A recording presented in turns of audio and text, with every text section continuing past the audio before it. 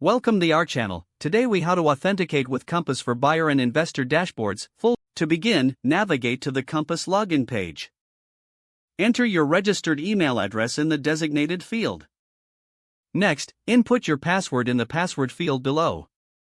If you have forgotten your password, click on the Forgot Password link.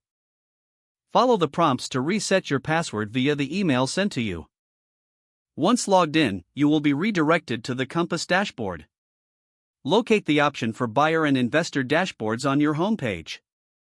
Click on the dashboard link to proceed. If prompted, complete any two-factor authentication steps required. This may involve entering a code sent to your registered mobile device.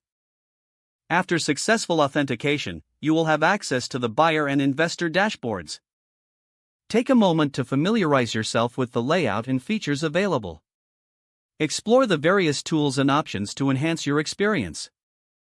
If you encounter any issues during authentication, consult the Help Center for assistance. Utilize the resources provided to troubleshoot any problems you may face. Once everything is set, start leveraging the dashboard features for your investment needs. This concludes the authentication process for Compass buyer and investor dashboards. If the page does not load, refresh the browser or try again in a private or incognito window. Make sure you are using the correct email address, then retype it carefully to avoid small typos. If your password is not accepted, use the reset option and create a new strong password you can remember.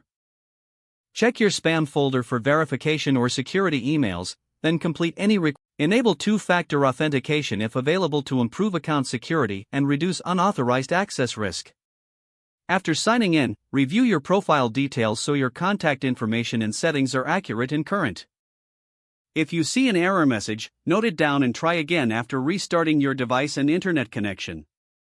Log out when you finish, especially on shared devices, to keep your account and payment information secure. If the page does not load, refresh the browser or try again in a private or incognito window.